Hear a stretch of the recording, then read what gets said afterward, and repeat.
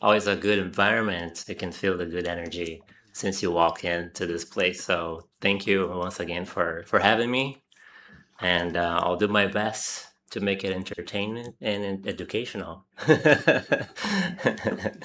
um, so this is a different study that we usually do.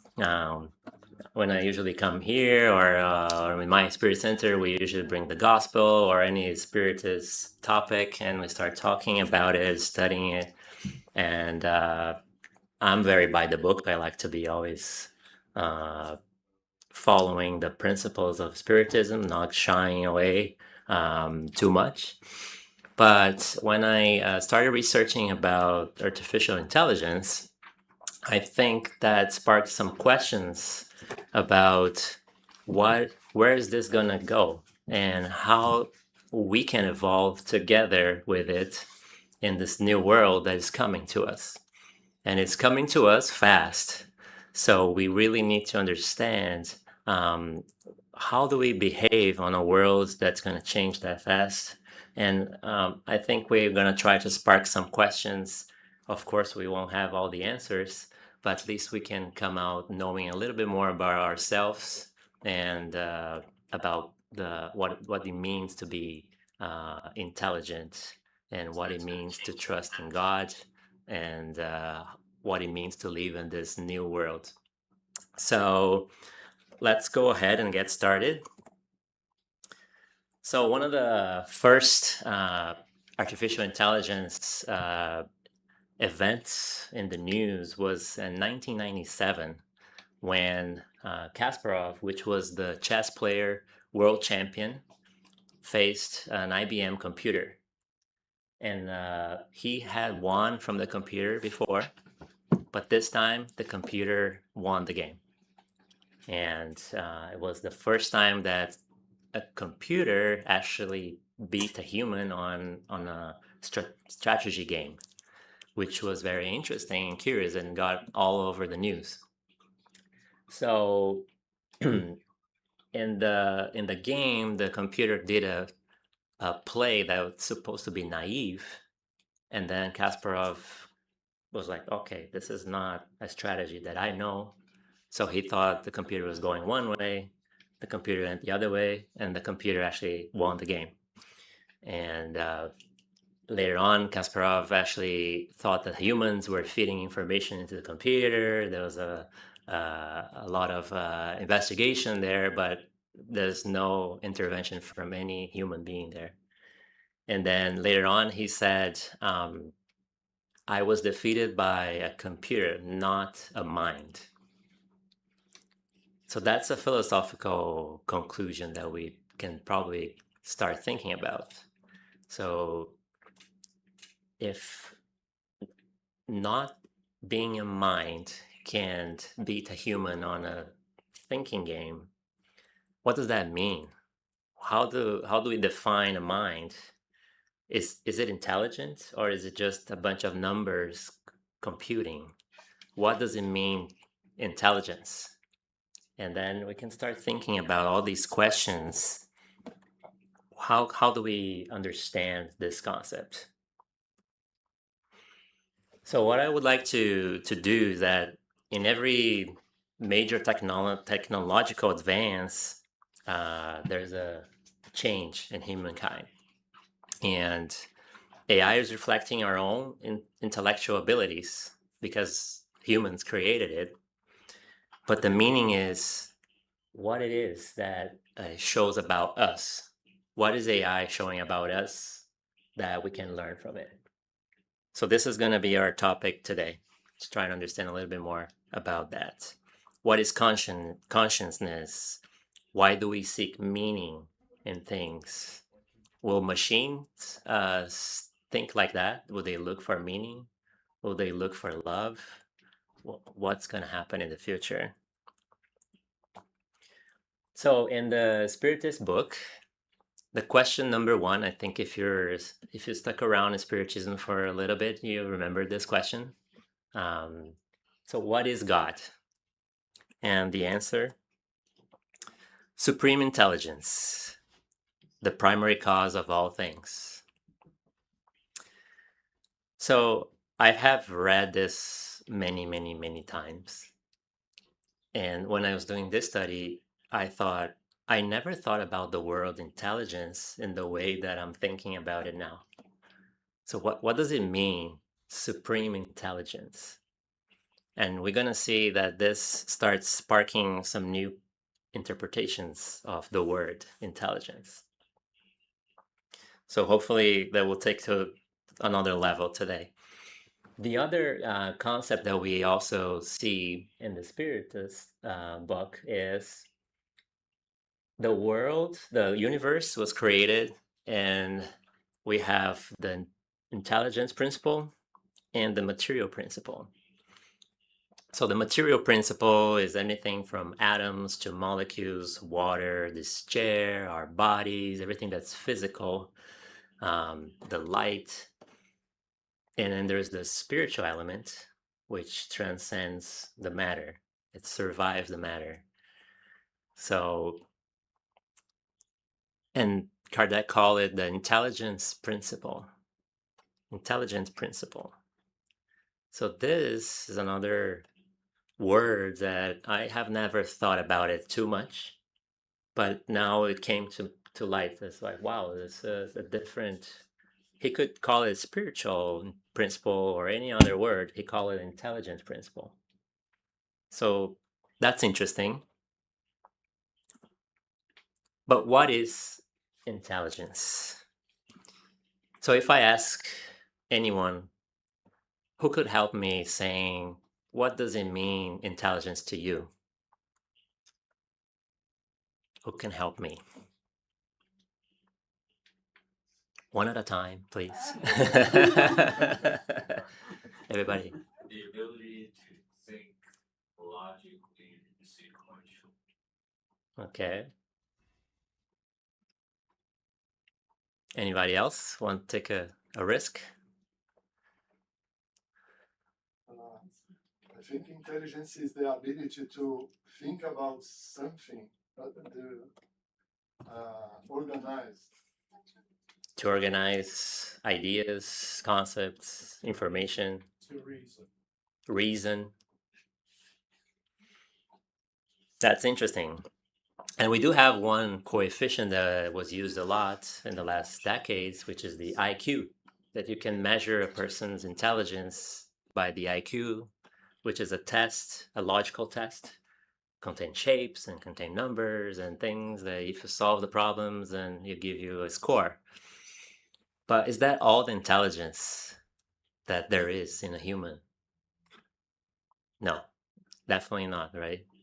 We have also heard about the EQ, emotional coefficient, as the ability of the person to deal with emotional states and connections, social abilities. But is that all that it has in an intelligent person? No, right? So there's many, many, many other intelligences that we have. And I brought here some of those that were researched until now. And there's more. I just put some of the intelligences that we developed so far.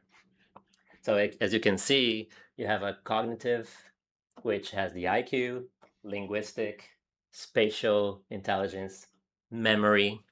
So those are the cognitive intelligence that we kind of discussed in the first comment and the second comment.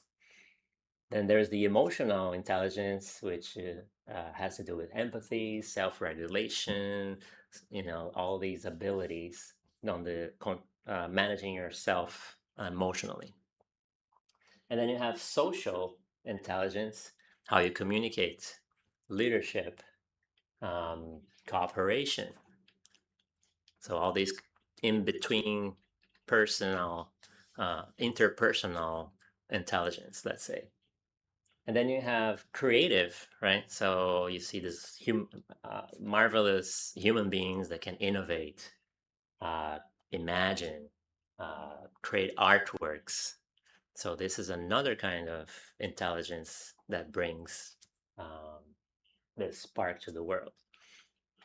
Practical, So you can also see those individuals that they don't have any high school or college, but they're smart. They would call this street smart, right? Common sense. Yeah. So they can figure out things by themselves. They learn. That's ability that they can, just figure it out their own way through life. Adaptability, physical, like sports or racers. They have strong control of their motor skills, their muscles. Sometimes people that work with very tiny objects. That's another kind of intelligence. Moral, so the ethics, the judgment of things, um, and so forth. And of course, in a spirit center, we know there is also a spiritual intelligence, right? So the way you can connect with the other world, transcend the matter that we live, understand intuition or feel intuition in a different way, and also build wisdom throughout this transcendent perspective. So these are just a few of the intelligence that we have. We could be talking about it for the whole hour, but the goal here is just to see that there is no one intelligence, right? And definitely, if you think about more developed spirits, they probably have way more than this that we will develop along our journey along the way. So, who generally are we, right? So, if machines can think, they can do logical uh, transactions, reason sometimes. Today you enter on ChatGPT and you ask ChatGPT something, it can actually reason and show arguments, and there's like, wow, it's better thinking than I'll maybe I would do, right? So, and then you can say, wow, this looks like it has a reason in mind behind it. So, but that's not everything that there is to intelligence. So one example is, let's say a man goes to a date with a woman, and of course, the woman wants to know who that man is. And she probably has like a list of things that she's like, oh, this one, okay, that's good. Oh, the other one. And she started asking questions about that man. So she wants to know who he is. And he will tell her, his profession, his hobbies, what he likes to do, where he lives. But does that information tell her who he is? No. So if she's mature enough, she will want to know what are his values, right? So then she can trust him or not to go a second time. So then we started trying to understand more of a deeper level questions about who is this person, why did he make that decision, and you start feeling, and it's kind of an intuitive process. It's not completely logical. You kind of start feeling that, and there's something there that's not only a computer could track, let's say. So I put together some kind of a progression, and please, this is not in the books. This is something that I'm trying to bring with my knowledge about AI, which is very little, and also the knowledge about spiritism, and put together some progression so we can talk about it. But by no means, this is not uh, in any book. So for the journey itself, that we start with processing information. So computers can process data, right? So what's the data? The data is what exists. So the physics, they define the states of the matter by the data. So you say there is information there, right? So these days we're actually categorizing atoms and light and things, also calling it information. So, or data, to be more precise. when you can process data, you can turn that into information. Information is when it tells you something. So how do you interpret that data, right? Then you can get to another level, which is the knowledge. So when you have the information, you can understand that information and maybe even track what's going to go do next. So let's say you're tracking inflation, like economic inflation.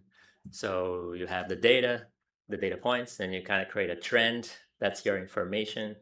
And then you say, okay, that trend is not good. So I need to do something about inflation. So that's when you start using knowledge to understand what's going on. And then intelligence is when you can have the knowledge, but you can also use the knowledge to create something. So you actually engineer something about it. You can manipulate something with it.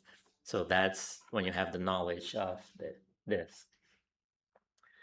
Then level 4 is I can develop the intelligence, create. Oh, sorry. Actually, that's the intelligence level. Like the knowledge is why happened. I understand now the causes and effects. And intelligence is how you process it to create something new. Then on level 4 to level 5, then something changes because now you start asking in not only what is this telling me, how can I use it, but you start asking more of what is this about? Why am I here? Why is this here? Uh, and you start asking more philosophical, deep questions. So then you start thinking about a more consciential point of view. Then wisdom is when okay, so now I know these things. I know that I'm here. I know that I'm a person. I'm starting to ask these questions. But what do I do with it? What is good? What is bad? And then you start creating that wisdom, defining for yourself the values. So I want to go this way because this is the right way of going. So moral starts entering the equation in here.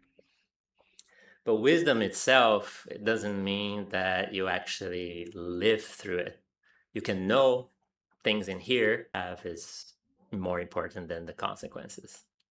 So if you're not willing to take the consequences, you're not truly free. That makes sense, more or less.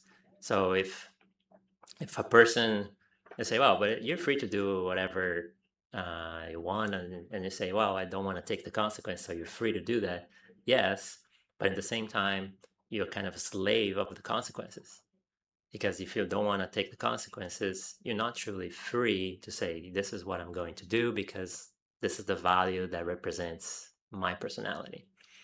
And we can talk about that in the last slide when we see what Jesus had to go through. So that's what will I choose when I get to step 7? Then on step 8, that's the ultimate intelligence, love. And this is one of the things that I have been thinking about it. Like, can I be more intelligent than someone that truly loves? Can what is more intelligence than the love as portrayed by Jesus? So that's why I kind of included in the last step before union with God, because then when you reach that level of intelligence, which is what Jesus proposed, then the next step is to be unified with God as he promised us. So those deeper levels are, I think, from level 5 to 9. Those are the ones that we really discuss on a spiritual center, right? But we also have these pre-steps that is part of the development of intelligence along the way. So we kind of discussed this slide, and from the point of view of when Jesus came to this world to do his speech and his examples, he always played from level 5 to level 9. He never talked about this. No. So he never said, hey guys, I have a new software here that interprets data and it's great, it generates tracks, trends, and this is how you should do. Or this is the math that I will teach you. He never said that, right? But he always focused on the consciential questions that will drive us from here to there, to the union with God. He said, I believe, he said, if you love your brother and you love God and you love yourself, that's the summary of all the rules, all the commandments. He always told stories about leaving the material world, understand that you have to go through it, but where is your treasure? Is your heart. So always that transcendent point of view that goes in here. How will I choose to live? How are you going to make choices in life? And then all these examples of how we do this. So we do have now tools that will help us with this part, which will automate a lot of things that we do today.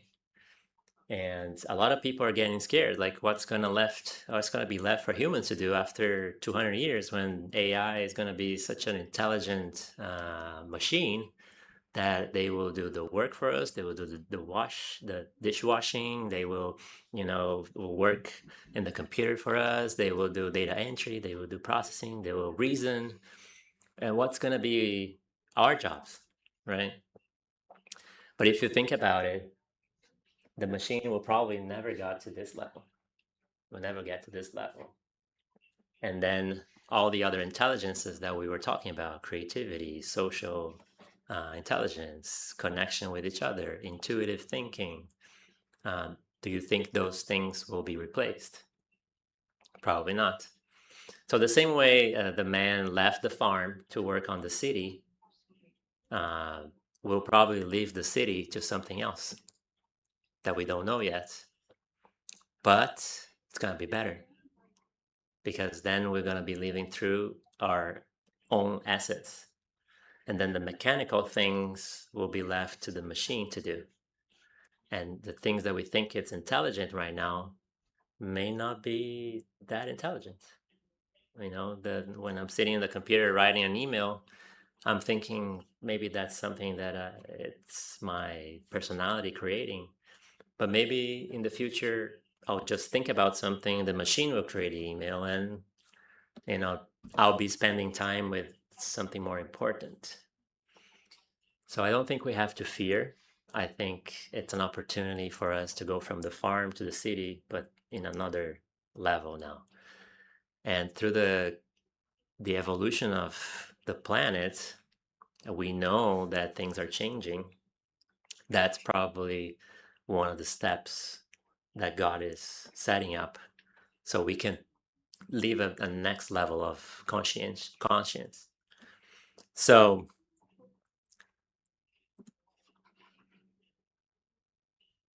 well, there we go. So I saw this picture and I was thinking about it. And there is a guy in China that's marrying a robot. And then I started thinking about it. How's that gonna work? Well, maybe it's gonna be good because she's probably not gonna complain, not gonna get cranky sometimes. She's not gonna have hungry or menstrual cycles. There's gonna be a very good wedding, maybe. But then I started thinking, well, but when she says that she loves him, maybe he doesn't feel it that way as we feel with another human being. Does that mean when the computer says, I love you, does that mean what? Is it just numbers that says, well, he'll be happy if you say this? So is it truly love? if let's say if it was for the ladies in the room, if a computer a robot comes to you and bring you flowers, would you feel loved? So those are philosophical questions that we need to think. And I don't think anyone here agree that marrying a robot would be the same as marrying a human being. It's missing a lot of intelligence. Who? The human being or the robot? The hobo. The robot. Very hobo. It's missing out the other intelligence, right? Yeah. Never can be like a human. Never. But they can do the wash it the wash the dishes for us. Don't complain. That's not important. The love is important. Yes. So it's interesting, right? Where this world is going, and that's why we should value good human beings beside us, because we're not perfect. We'll have our own moments, but there's something in humans that machines will never have, right? And if that person is right by your side and you love them and they love you, we should really value that. Let's not take that for granted. So we're moving towards a better understanding of our own essence. And I think by this point, you're probably thinking things that you haven't thought before when we were starting this conversation. So consciousness, step 5 is, so that self-awareness, right? So will the machine have that self-awareness someday? I don't know. I don't think so. Like knowing that you exist, knowing that you made a mistake, and that conscience tells you, oh, I made a mistake, I feel bad for it, I need to go there and apologize. That's something that humans have the ability, that intelligence. Reflecting on our true nature, knowing about ourselves, asking the questions that are truly deep, reflecting on why the universe exists and why we're here. So those are the things that only a conscious mind can actually ask. And in the question 919 from the Spiritist book, you have Kardec asking, what is the most effective practical means of improving ourselves in the life and resisting the pull of our lower nature? And then Saint Augustine says, a wise man from the old ages already said it, know yourself. And he goes on and talks about how he examines his conscience every day. And that's one of the things that as spiritists we always say, right? You should always, every day, before you lay your head in your pillow, think about your day and evaluate if the things that you did were good or not so good. And if they're not, how would you do the next day better? And that way you're always making sure you're making daily progress, doing the best that you can every day.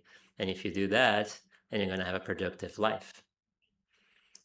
So those things that are built in us. So in another question, Kardec asks, where it is written the laws of God, the laws of the universe? And they say, in your conscience.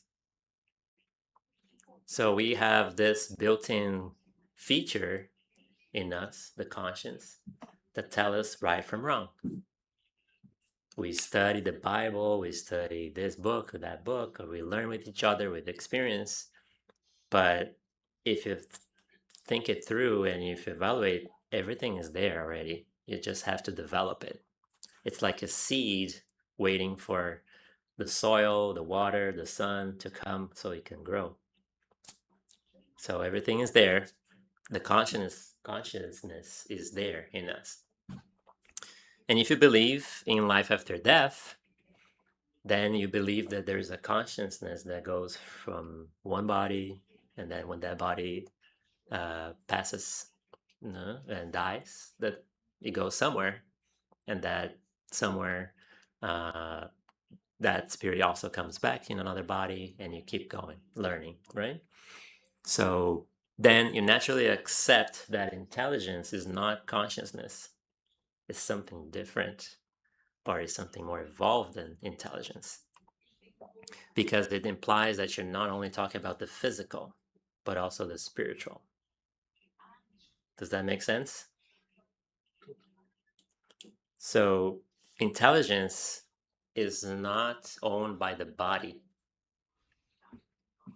If it was, it would not transcend the body. So that's something that we understand in the realm of the spirit, that it's a profound realization. Because some other people would say, no, intelligence is just a bunch of electrical signals in your brain. But is it though? Or is it or it transcends the brain? For sure. 6, wisdom.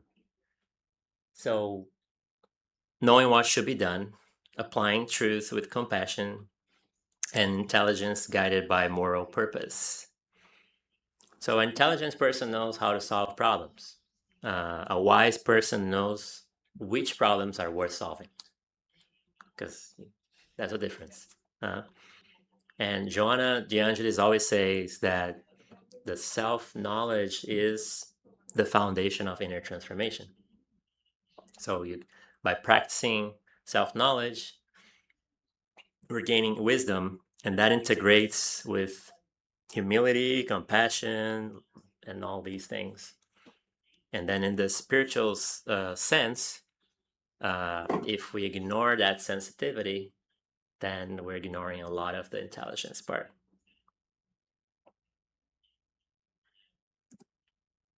Then we have moral freedom, which is the ability to know and choosing to do good, and also take responsibility. Take responsibility for all the things that you do. It's not like for everyone, because sometimes it's easier to say, oh, that's not my fault. This was someone else. Or, hey, my wife did this, or my son did this, or my boss, right? So having that, no, this is my mistake, I will own it, and you take the consequence for it. And for that, Jesus did what he did, which was to show us that not only, even if you are as good as he was, even if you are as wise as he was, there is going to be challenges in this earth. There's going to be difficulties that we're going to find along the way. And we're going to have to make those choices. Sometimes will be really harsh consequences for us. But he set his mind on, I'm doing the right thing, and I'm going to show that there is, after the consequences, there's something else, which is eternal life and a sense of spirituality, happiness, communion with God, when he showed himself after all the suffering that he went through. So he had the moral freedom to really carry on all of that. And the pinnacle of consciousness, I believe it's love. And I believe it's love because, ask, if you go on the street right now and say, hey, who was the most intelligent human being in history? And then someone can say, well, it was Albert Einstein, or it was Isaac Newton, or I don't know, who else? Jesus. And then would someone say Jesus? Hopefully, because if you think about it, many times he was challenged by Pharisees, or for others to make impossible decisions. And he not once uh, knew how to solve that equation and show the love that he had for everybody, including those that were trying to catch him on the spot. So one of the examples, we're going to talk about it in the next slide, but his teachings sometimes appeared irrational for the people at that time. So he was talking about loving your enemies on a time where you had to hate your enemies. And that was very wow. So that brought, conscience to another level. He brought us a different kind of concept. He talked about forgiving without limits, 7 times 70. He's talking about serving rather than dominating. So it's very interesting because even within the apostles, when he was coming back from some place, and he told them that he would be going away soon. And the apostles, the first thing they did was to start discussing who's going to be the leader now. So instead of having a bigger consciousness about it, they were like, okay, Jesus is going to be gone, but who's going to take charge? Who's going to be the boss? And, we're 12 here. So, and then Jesus probably thought, well, oh my God, poor children. And he said, okay, come on. Peter, sit down. I'm going to wash your feet.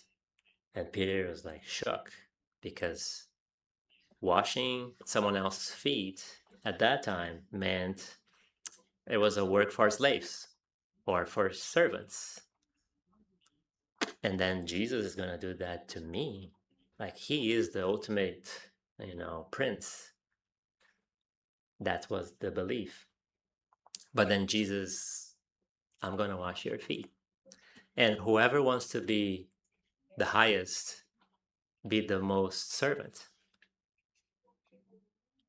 So what kind of intelligence is that breaks concepts and teach people the true nature of life and love by example, by words? So the pinnacle of intelligence to me is still love. And I think one of the benefits of learning in the Spiritist books is that we have the opportunity to learn through reincarnations. So one step at a time, we're going to developing our consciousness. We're going to be learning, and then we have another incarnation to do better, do different things, different experiences. And in that sense, then we can start evolving our level of consciousness to new levels until someday be at the same level as Jesus. So all these things and more came from him. I remember the passage of the woman caught in adultery. And at the time, he was sitting down, and the Bible says that he is writing with his finger on the floor in the sand. And he was probably processing and understanding, and his intuition was probably searching about all the other intelligences, and we don't know even what kind of powers Jesus had to really penetrate the minds of the ones that were there. And or maybe he was asking ChatGPT what to answer in this situation. But what he did was a complete transformation of concepts there. Because the Pharisees would say, hey, Jesus, you say that we should forgive, but this woman was caught in adultery. And the law says she needs to be stoned in public. What do you say? And then if he said, well, forgive her, then everybody said, but you're against the law, so let's arrest you too, or let's stone you too. Or if he says, no, stone her, then he would be going against his own preachings.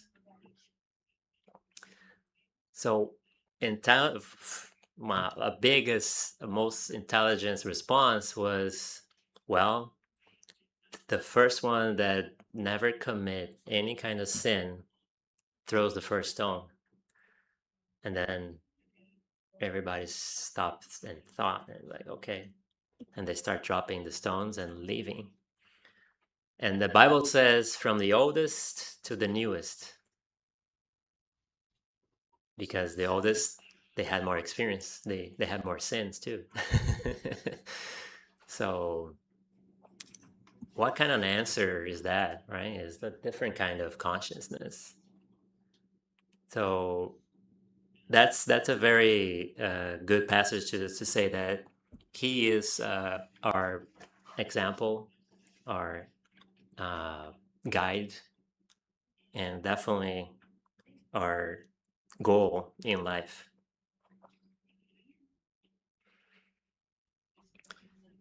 And when we developed our consciousness and we go through all these steps in developing our intelligence, our knowledge, our consciousness, our moral freedom, our love, then we can use all these virtues to be aligned with God's will and be in perfect synchrony with God to really create, to be a co-creator in this world.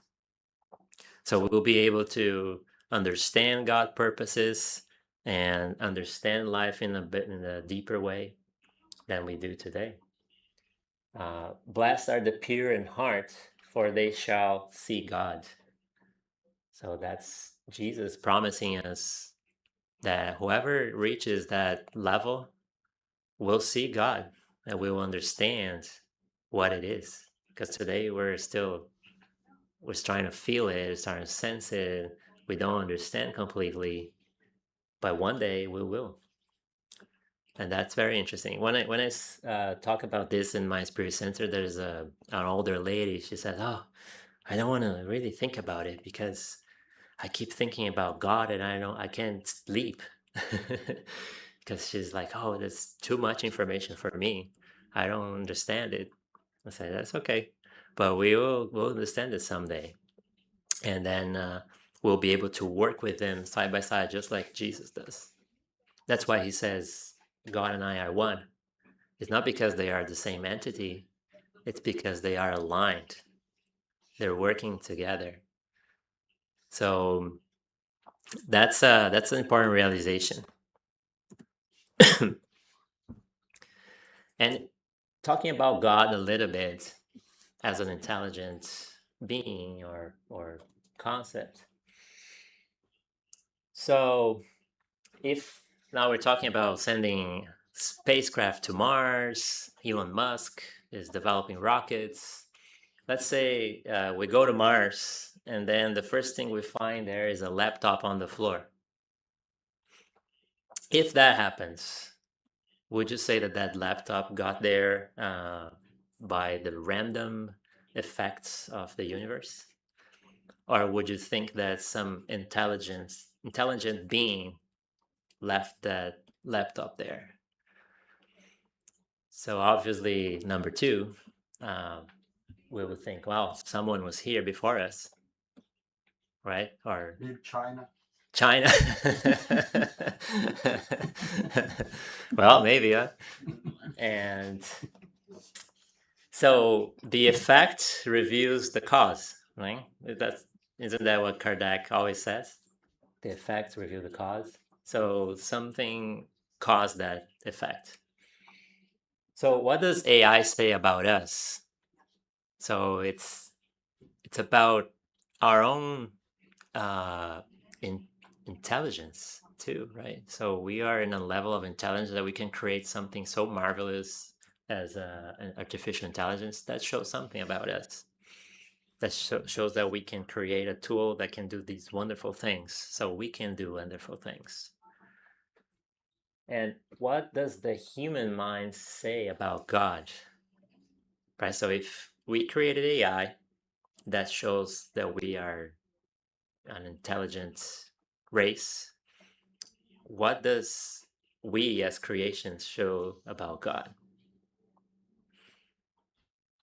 It's a much higher purpose, much higher intelligence.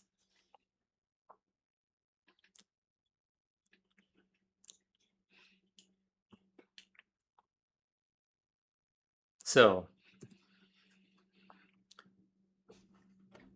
let me go to this one first. Did you know, and that comes from scientific facts, everything in Earth is kind of fine-tuned for life the way it is today. Oh, I'm sorry. I'm good. Let me just amplify this. So the distance from the sun, which is 149.6 million kilometers, makes it not too hot, not too cold. Because if it was a little bit farther away or closer, either the water would freeze or the water would evaporate and all other elements would be different. The precise atmosphere composition. So we have 78% nitrogen, 20% oxygen, and all the others. So that unique balance protects life because it creates a certain temperature, allows respiration, and shields from radiation. 3, the ideal gravity. And that has been calculated actually by physics. If it was a little stronger, we will feel like the pull so strong that we'll be crushed. We could not walk. If it was lower, the atmosphere would dissipate. So it is a very precise window of the gravity that makes this life possible the way it is. The other thing is the magnetic field. So I don't know if you know, but in the North Pole and the South Pole, we have magnetic fields that protect the Earth. They are opposite. And that shields from cosmic particles and light rays that could be dangerous, could cause skin cancer and things like that. So it kind of is like a bubble that protects us and puts those particles away from us. The ozone layer. The ozone layer is another one that we discussed in the 80s a lot, 90s, right? Remember, there's a hole in the ozone layer. It's causing a lot of problems and we're all going to die if we don't close it. Then they started creating the program for eliminating CFCs and things like that, gases that were harmful for the ozone layer. So that's protection from UVB and UVC radiation. The stable climate system, the circle of water that we learn in school, and all the other things. The moon being close to us helps with tides and stabilize Earth's axis on rotation and all that thing. And the perfect chemistry. So all the components that we have here on Earth. So the probability of this happening by random effect, it's very minimal. And scientists are already getting to that conclusion. Even those that don't believe in God, they're starting to believe in God because the probability of this coming together in one place, it's very minimal. So the harmony, the precision, the purpose can reveal that higher intelligence.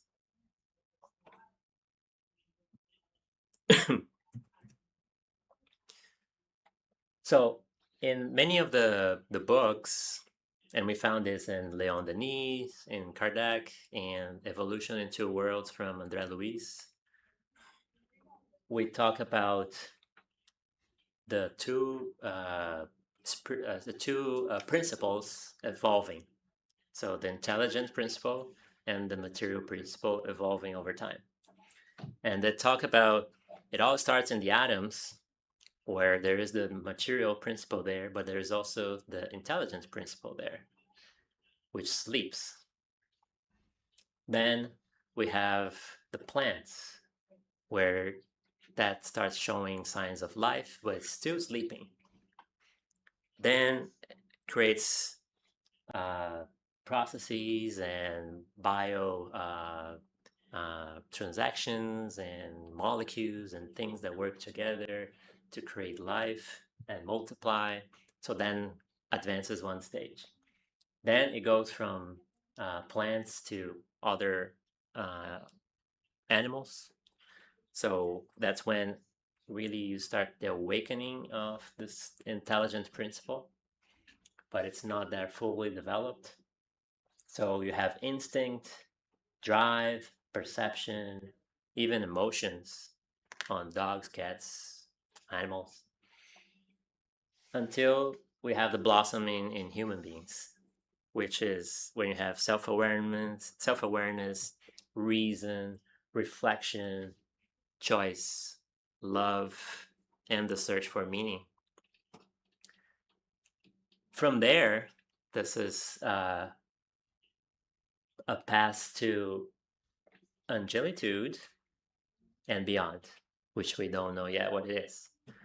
But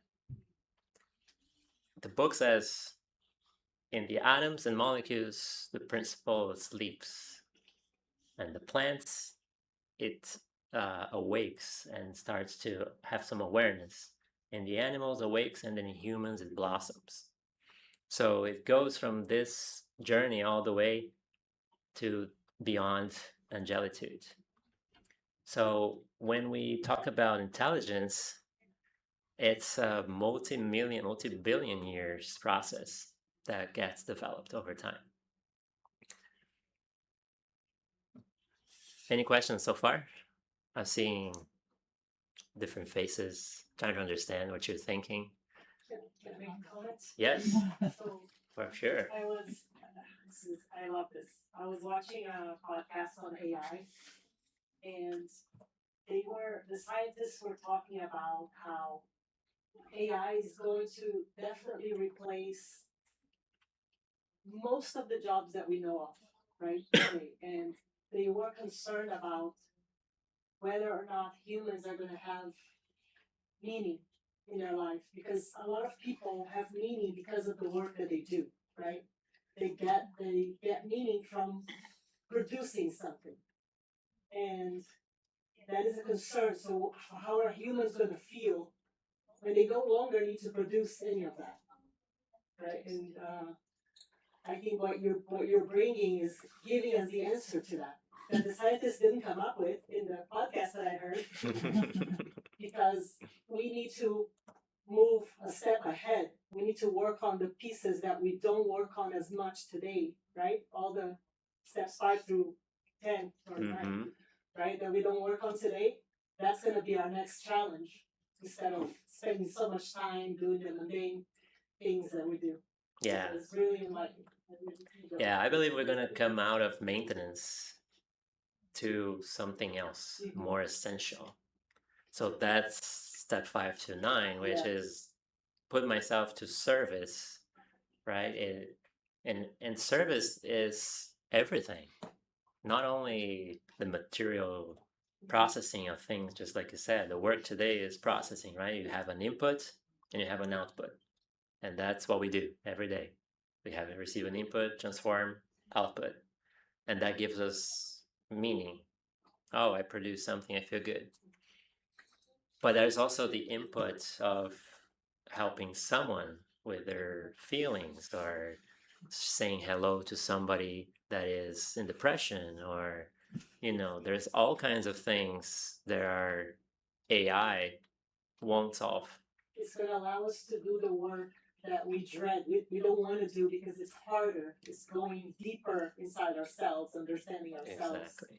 We spend a lot of time doing things and producing things that are not going to bring so much meaning to our lives and help us evolve, right? And so this is like a big awakening, because we're gonna have the time to do so much more. Mm-hmm. And we have no choice. Yeah, when St. Augustine says, do your daily reflections, we say, oh, I'm busy. I'm busy. I'm too tired to do it. Now you're going to No have the more. time. You're going to have time to think. So the thing that I worry about, I will be adequately prepared for this transition to take place.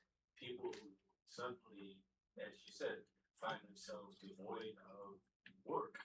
They something they're familiar with, and familiar to try to be on some level comforting that is removed, and then they have to fill that void with something else.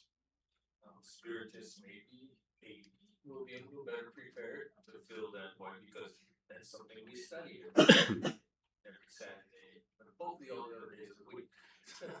But I keep thinking of the old. You probably heard the ancient Chinese curse.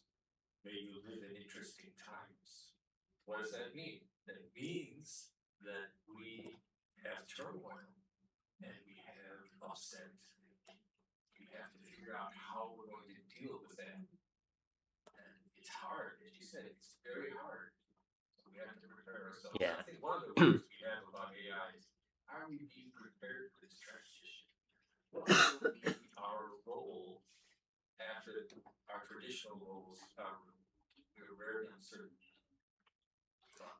Yeah, one thing that I think removes a little bit is that not only there is the essential part of us that we will have chance now to work on, but when all these revolutions came in the past, they eliminated several jobs, but they also created thousands of other jobs. Like internet developer didn't exist before the internet, right? So a software programmer didn't exist before the computer, and so forth. And within that, it opens up to 1,000 job occupations. So I think we'll have that, and we also have the time to really work on our essence. And we cannot forget that this is driven by a superior intelligence. So God is pushing us forward through that direction. So any times that he releases those new technologies, oh sorry, there will be a time where we're ready to take the next step. And I think we can trust the supreme intelligence by the slides that we saw here, right? All this fine tuning, preparing our home, all sending the right prophets, Jesus, giving us what we need.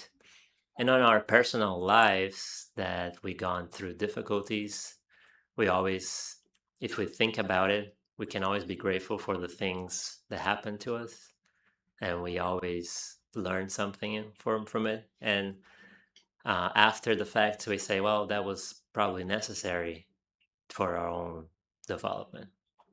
Daily routines are not changing dramatically, but we're going to get into another daily routine. Mm-hmm. It's going to be changing. If you look over the course of history, you see how those daily routines change with the creation of new intelligence, with the creation of new ideas. So it's just, we'll be fine. Yeah. We're going to be fine. Hopefully we won't be watching Netflix all day long. Well, Jesus tried to teach us for more than 2,000 years, and we are here trying. Still learning. But if one day people will be able to put in artificial intelligence, the knowledge of Christ, maybe we can fix the world. Wow, that's a good proposition, eh? Let's create a new kind of AI, Christ AI. They accept everything. If you look, create a system as Jesus would, yeah. Because we say, oh, communism is better, capitalism is better, but we know everything. When the men are able to govern the planet with Jesus' principle, then we will have a, let's say, better world. Mm-hmm. But I think maybe the machine will do a better job. Okay, that's a great idea. Love it, love it. So it feels good to really see how these things are redefining many aspects of our lives and our thinking, and ultimately it will redefine who we really are. So it will help us be more conscious about ourselves. I hope that it does give us more time to do beautiful things, to be grateful for looking at life and seeing the plants, seeing the birds, creating beauty around us, create new things that solve problems for the most vulnerable people, being service to others, and ultimately develop that side of us that is the love that we all aim for, that happiness that comes from being a son of God, uh, a brother of everyone in this world, and creating the ultimate sentiment that we all belong together. We're here for our own development and for the others. So humans will continue to love, will continue to forgive, create, and have intuition, and ultimately closer to God. So artificial intelligence is forcing humanity to discover that intellect was never the summit of human evolution. Love is. So hopefully that sparks some um, good questions on us so we can keep going and with courage, with faith, and ultimately with a lot of love going forward in this new world that we're creating. So that was what I had to say for today. Thank you so much for your attention. Thank you. Appreciate it. God bless you all.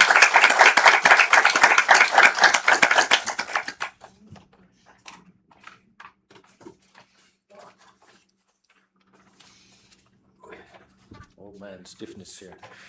Okay, so thank you, Renato. That was a wonderful speech. I really enjoyed it and thought provoking, and I think it makes all of us think